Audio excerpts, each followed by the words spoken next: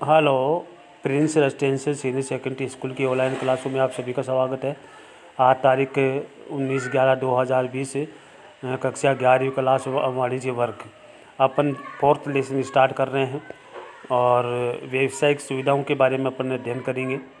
और हम इससे पहले आपके सामने हम सब इसके थोड़ा सा उदाहरण अपन देखते हैं कि उदाहरण में क्या कहा गया है। हम सब पेट्रोल पंप देखे होंगे। आपने कभी सोचा होगा कि एक पेट्रोल पंप का मालिक एक गांव में किस प्रकार से अपना व्यापार चलाता है। वह किस प्रकार दूर दराज के गाँव में पेट्रोल और डीजल ले जाता है और बड़ी मात्रा में पेट्रोल डीजल खरीदने के लिए वह कैसे पैसे जुटाता है। तो अपनी आवश्यकताओं को बताने के लिए पेट्रोल डिपो के से तथा अपने ग्राहकों को कैसे संप्रेषण करता है। वह अपने व्यवसाय से जुड़े जोखिमों से अपने बचाव कैसे करता है। इन सभी प्रश्नों का उत्तर व्यावसायिक सेवाओं को समझने के लिए मिलता है।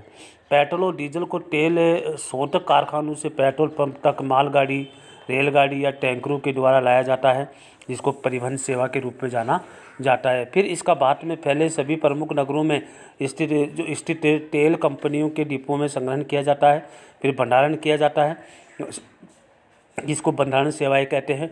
आवश्यकता पड़ने पर पेट्रोल पंप के सभी स्वामी ग्राहक और बैंक और डिपो से संपर्क साधने के लिए डाक और टेलीफोन सेवाओं का नियमित उपयोग करते हैं। संग्रहण तेल कंपनियां पेट्रोल और डीजल को अग्रिम भुगतान प्राप्त कर बेचते हैं। मालिक के कर्म के लिए आवश्यक धन जुटाने के लिए बैंकों से ऋण और अग्रिम राशि लेते हैं, जिसको बैंकिंग सेवाएं कहते हैं। तो देखिए, 2-3 प्रकार की सेवाएं आपके सामने आ चुकी है। तो परिवहन सेवाएं, एक भंडारण सेवाएं जिसको माल को इकट्ठा किया जाता है, और एक तीसरा है बैंकिंग सेवाएं जिसको ऋण लिया जाता है। पेट्रोल डीजल जोखिम भरे उत्पाद होते हैं।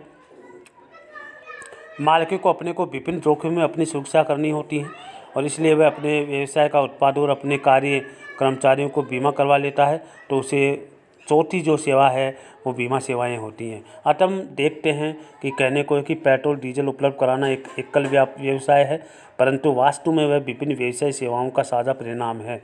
इन सेवाओं का उपयोग तेल शोधन कारखानों से पूरे भारत में फैले विक्रय बिंदु पेट्रोल पंपों तक पेट्रोल डीजल को पहुंचाने की प्रक्रिया से किया जाता है।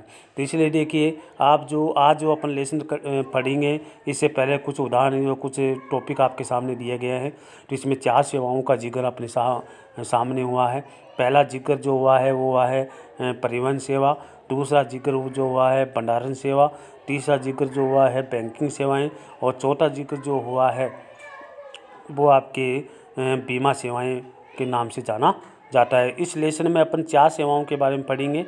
पहला परिवहन सेवा, दूसरा भंडारण सेवा, तीसरा बैंकिंग सेवा, और चौथा जो है बीमा सेवा के बारे में अपन पढ़ेंगे। इसके बाद जो है अपन याद करेंगे कि आप सभी के कभी ना कभी व्यवसाय गतिविधि से वास्ता अवश्य पड़ा होगा। आइए व्यवसाय गतिविधियों के कुछ उदाहरणों को देखें। जैसे एक स्टोर में आइसक्रीम खरीदना और एक जलपान देखें, एक कठोर से आइसक्रीम जो है स्टोर से आइसक्रीम खरीदना और एक जलपान गृह में आइसक्रीम खाना, किसी सिनेमा हॉल में सिनेमा देखना, फिर एक वीडियो कैसेट या सीडी को खरीदना, स्कूल बस को खरीदना, या फिर इसे ट्रांसपोर्टर से पट्टे पर लेना। यदि आप इन सभी क्रियाओं का विश्लेषण करेंगे तो आप पाएंगे कि क्रय करने और खाने में देखने और अन्य क्रय करने में जो सुविधाएं में और क्रय करने और पट्टे पर लेने में अंतर है। इन सभी में समानता है। वह यह है कि एक में किसी वस्तु का क्रय किया जा रहा है तो दूसरी सेवाएं प्राप्त हो रही है। लेकिन वस्तु और प्रदत्त जो सेवाएं होती हैं, वस्तु और प्रदत्त सेवाओं में जो अंतर अवश्य है। एक अनभिज्ञ व्यक्ति के लिए सेवाएं मूलतः अमूर्त होती हैं और सेवाओं के क्रय से कोई भौतिक वस्तु प्राप्त नहीं होती।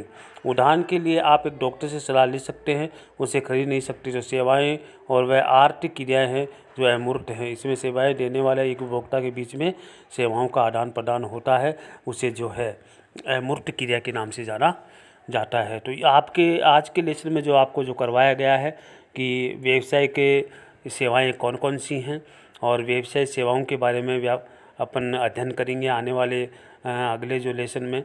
आने वाले जो लेसन जो चल रहा है आपका एनसीईआरटी कोर्स में, जो आपके व्यावसायिक सेवाओं को जोड़ा गया है, इसके बारे में चर्चा जो है अपन विस्तार से करेंगे आगे वाले। आज मैंने इनके बारे में परिचय बताया गया है और इसके थोड़े से उदाहरण के माध्यम से 4 सेवाओं का जिक्र आपके सामने किया गया है। इसलिए 11वीं क्लास के वाणिज्यिक वर्ग के विद्यार्थी जो है विशेषकर ध्यान दें और चौथा लेसन निकाल करके पहले पढ़ें और फिर बाद में जो मैंने वीडियो भेजा है उसको अच्छे से सुने। और उसके बाद में जो है कोई भी अगर त्रुटि, कोई भी कमी रहती है या कोई समझ में नहीं आता है तो आप मुझे फ़ोन करके या व्हाट्सएप के माध्यम से जो है समस्या पूछ सकता है। इसलिए आज की वीडियो में आपको इतना ही करवाया जाएगा। आगे अगले अगले जो पेज है उसके बारे में पढ़ाया जाएगा। आगे के परिचय के बाद में आगे क्या है उसके बारे में भी आपको पढ़ाया जाएगा। जब तक के लिए जय हिंद।